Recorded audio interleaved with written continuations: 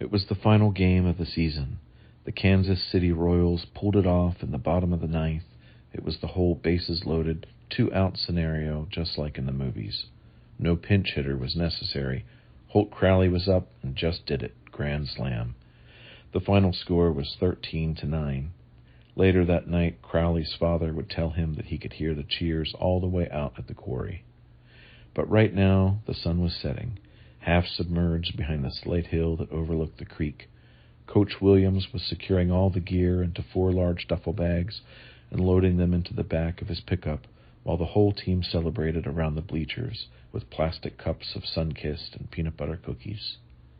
Holt and Carey, the first baseman, chatted excitedly about the approaching school year. Best friends since the 3rd grade, they'd soon be freshmen at Central High.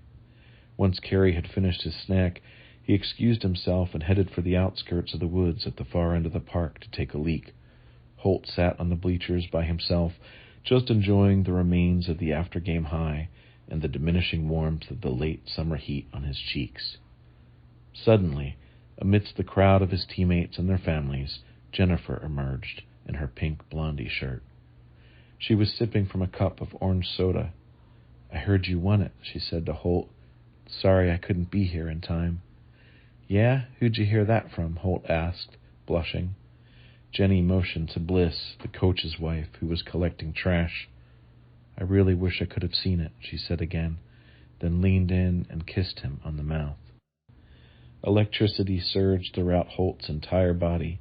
He could taste Sunkist on her lips and was aware of the faint scents of coconut and vanilla he thought must be her shampoo.